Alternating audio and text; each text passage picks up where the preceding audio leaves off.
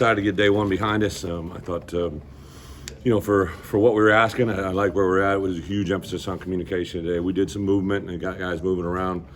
First couple of days here, we like to keep things inside the red area. We don't open them up. Don't know what really over the last week they've been doing right on this discretionary week. So we kind of used today, a little bit of their recovery tonight to see where they're at tomorrow, and then Monday we'll open it up, move it out on the field, and start playing from the 20 to the 20. So today was a lot of red area emphasis in the kicking game and field goal, punt. Same thing tomorrow. We'll move into some KOR as well as some in the field work on Monday. So we got 4 straight days of work here. We'll be off Wednesday. The new rules, the way they play out, are kind of a transition for everybody. I thought overall our offense, kind of from the spring, just knock some rust off today. But I really thought the individualized periods, like we had a throw period where it was 4 quarterbacks throwing with 4 routes. Just the fact that we can complete 4 for 4 is making me happy right now. I thought a lot of improvement for where we were in the spring. Defensively, got everybody back. Really, the only guy that's limited, I think I told you, T-Raw is out for a couple weeks here, but otherwise everybody was out there practicing. And so open it up for questions. You said in Indianapolis earlier this week that it'd be a QB competition in camp unless one of them separated themselves. What would that look like to you? I think just over a steady dose of time, after 2 weeks here, if there's somebody that was just heads and shoulders above, not just, obviously the execution of the offense, but I think the quarterback, he's different, right? That guy's got to have leadership skills. He's got to have the ability to handle adversity. He's got to be able to bring others along with him. He's got to be able to take criticism when things don't go well. So I think someone has to separate themselves over a period of time. I don't think it's a one-day evaluation and promotion. It's something of a cumulative effect. Bret, Spoon, kind of like your DB coach, seems to talk. Yeah. But what does he bring to the defense, both in that and how he plays? Well, I'm sure you guys kind of notice he got a little bit more substance to him. Spoon's put on weight. He's heavier than he's ever been. Looks the right way. I don't think we've ever been shy about Spoon being able to communicate. It's just a correct communication. But I really like this spring and summer. I think Aaron's even kind of made a comment that, what we need in that room, he's able to bring it a lot more consistently. Definitely after the guys left from a year ago, there was obviously TA was a very dominant personality player in that room for a while, leadership-wise.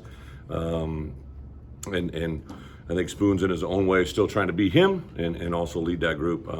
Really excited about some of the young talent in that room. Also, Taz Nicholson is joined Spoon, has developed his body, looks really good. I'm excited where those guys are at.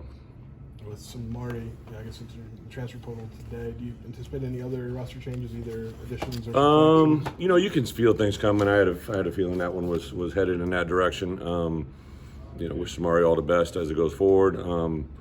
I don't see anybody on our roster changing, but like the way that the rules read now, right? Things can change on any given moment. But I think once kids have put in as much work and invest their time, I wouldn't foresee anything. The only thing I could see possibly something happening is 2-3 weeks from now, somebody that maybe is on the end of their career, right? But the ability for them to be eligible when they transfer is, not really there for them unless they go down to a lower level. You mentioned it before, but having that opportunity in the summer with a football, how much further Huge. along did they? Or anywhere else? Great point. I think in 2 specific areas, in the quarterback snap exchange, quick passing game, and then also in special teams, because Sean's been able to get some work that normally would have never been able to exist with the specialists, the punters, the kickers, and the snappers. Well, Tommy and Art are outspoken. They seem to be very confident guys. Yeah. How does that change that room just to have 2 guys that are very outspoken? Well, I think that's normal. I think, you guys might just be reverting. You've had a lot of BP and Isaiah, before we came here, who obviously Isaiah is a good talker, but he's man a few words, and BP's, a guy that really, I think, came out of a shell, the last year here. But those 2 naturally have that QB DNA. They're talkers. They're 2 different guys too, right? Tommy, is truly one of those guys that embraces, enjoys, and loves life every day. Very outspoken demeanor. Art is a kind of a coaching voice, right? Like very authoritarian, very not afraid to dictate, not afraid to speak up, not afraid to criticize of others, but also of himself in a positive way. So 2 different guys there, but I'm excited to see where they go. I thought RJ had a really good today. Donovan Leary came in and threw the ball around really well. So excited to see where those guys go. But I wanted to ask you about Kramer already getting first team reps at center with the Bears. Yeah. That doesn't, I'm sure, shock you. No. Just the idea that, that he could be an impact. Yeah, I got a text midway through the day, Monday, I believe it was, and his dad and somebody else sent me a text, and then so I got into work early on Tuesday morning, I think it was, and I shot him just a little message and said, hey, you're prepared for this moment, a couple inspirational things. He shot me right back, so I don't know if he was getting ready to practice or whatever, but he seems really excited, and it's not surprising to me. I mean, Doug, in that system especially, I thought going into draft weekend, I thought that was a team that would be, I didn't want to say anything to him, but like it fits well into what they believe and what they do, and all indications it's been very positive up to this point. Brett, I know it's a long picture question, but how much better do you need this offense to be to get to where you guys Well, I just need to get better from where we were today, right? Like, I think anytime you put a parameter on it, if you want me to say, we want to repeat UTSA numbers, I don't think that's fair for anybody involved. I think the thing is, like, we started here with day one. We got 22 ahead of us, 22 practices ahead of us that we have to get better before we play Wyoming. And I like the mentality. Palcho at the offensive line, I think you can see with him, there's a confidence to him. He looks different, feels good.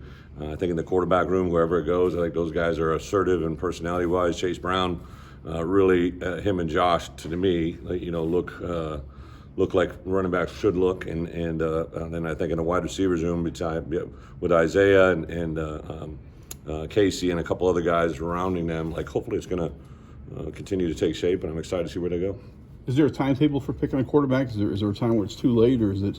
No, like I just said, like if there's somebody that jumps out, I do know this, right? I don't know if I'll announce it, but when we get ready to play Wyoming in game week, right? Like that Sunday when we'll get together, everybody in the room will know who the starting quarterback is, coaches and players. Whether we tell the media, we kind of play to see where we're at, but I know our guys will prepare that week with the idea of who the starting quarterback's going to be. Coach, being down one in the quarterback room, does that change anything from a How are we down one? recruiting? So with some more in the portal, does that change anything from a recruiting standpoint? No, actually we were over at quarterback, so I don't really, no. He was a guy that, obviously very happy for him, what he did and what he accomplished, but he really wasn't in the mix where we're at right now. So I think that's probably what led to it a little bit. But I think overall, the two top guys that everybody's kind of talking about, but people didn't see RJ, they didn't see Kirkland Michelle, they didn't see Denham and Leary. Like I think there's a reason things happen. With Sean, I don't know how long he's been around, but what's he bring to you guys? And what's Sean Snyder. Yep. Well, two things. When I began to look at guys into this position, right, there's a lot of guys that are special teams coordinators who really are good at special teams, but they're not great at or don't have a lot of experience at kicking the ball, snapping the ball, punting the ball. That's his forte. That's where he made his deal. So what I've done, I've surrounded him with obviously myself and our defensive coaches, who really our special team staff will be him, me, Aaron Henry, Andy Boo, Kevin Kane, and then a variety of GA. That's our kind of our special team staff, and I've really changed that from where we've been in the past. I've kind of evenly spread in other coaches, but I wanted my offensive coach to have full ability to coach all periods. Gio will work with the punt returners, and CP will work with the kick returners.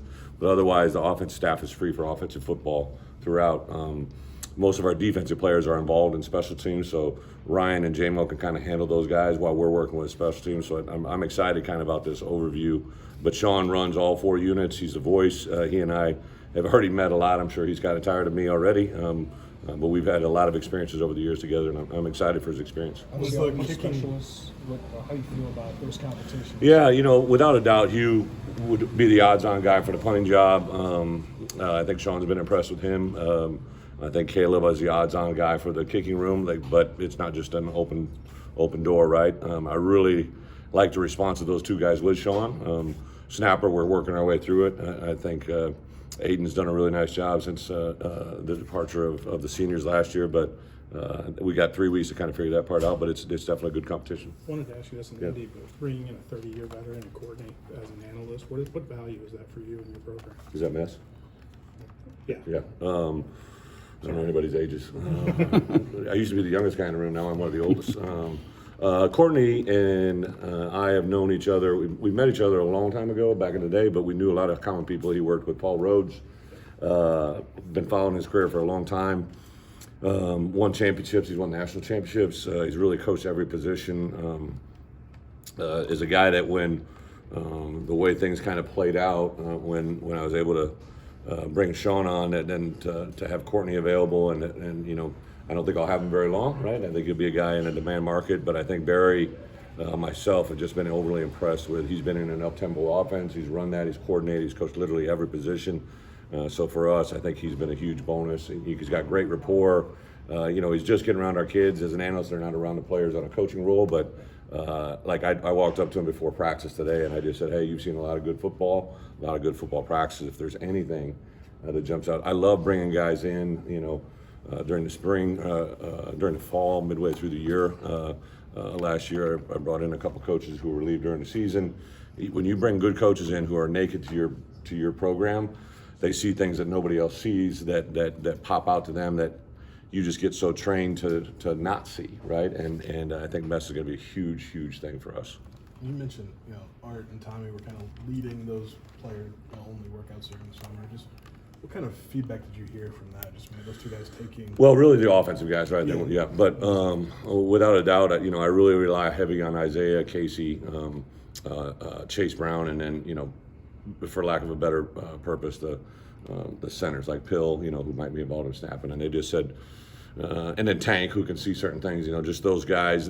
Tank may assign them to run stretch that day. He may assign them to run, you know, a certain phase of the strength and conditioning thing, just because he wanted their voice to project and he wanted those guys to respond to it. And universally, he said it was just so much better than what we've had in the past. Not that there was anything wrong with that, but it's just a step forward. Everything I think today, from the time we walked on the field to the time we walked off, was a step in the right direction. And if we can just keep doing that, that'll eventually get us there. Your first Last one practice here. with your full freshman class. The previous staff in their second year with their first class played 22 of the 25 freshmen. That was a, you know, Illinois record to play that many freshmen.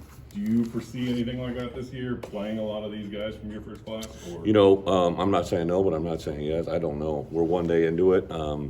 I literally, you know, before practice, I write where I'm going to go for periods, right? And I had kind of a hard time deciding where I was going to go because I want to concentrate and get a read on about 4 or 5 of these guys. Tomorrow I'll do the other guys. I'm talking about the guys that weren't here in the spring, you know, of the new faces.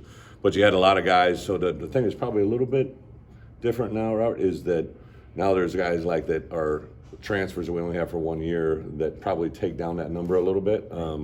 But I would say overall, I told that freshman class, I brought them in at the end of last week, every person that touched that freshman class just talked about the difference in the way they went through their compliance meeting when they first got here, the way they handled their semester academically, the way they handled freshman transition.